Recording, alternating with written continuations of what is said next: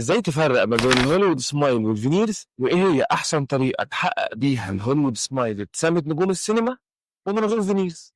كلنا سمعنا عن مصطلح الهوليوود سمايل، بس يا ترى ايه علاقته بالفينيرز؟ اول حاجه لازم تعرفها ان مصطلح هوليوود سمايل ده هو مصطلح دعائي فيها ثلاث حاجات، اللي بتكون اولا مرصوصه جنب بعضها، تاني حاجه بتكون لونها ابيض، تالت حاجه بيكون شكلها جميل ومتناسق مع شكل الوش ومع شكل الكيرف بتاع ابتسامتك. هو ده معنى كلمه هوليوود سمايل. لكن هوليوود سمايل مش اجراء احنا بنعمله على اسنانك، لا، انت ممكن اصلا اسنانك يكون شكلها جميل بالفطره، انت كده عندك هوليوود سمايل. لكن ممكن يكون لونها غامق، يبقى احنا محتاجين نعمل تبييض للاسنان وتبقى حصلت على احلى هوليوود سمايل. او ممكن يكون فيها فراغات او مزدحمه شويه، يعني محتاجين بس نعدل اللوكيشن بتاع سنتك بالظبط مكانها فين او البوزيشن بتاعها، وبالتالي اول بس ما نقفل الفراغات او نعدل الاسنان اللي مزدحمه تبص تلاقي نفسك اسنانك بقى شكلها بيرفكت وجميل جدا، وبالتالي بقى عندك برضه هوليوود سمايل. لكن بعض المشاكل اللي بتكون موجوده اوقات على سطح السنه ما بيكونش ليها علاج غير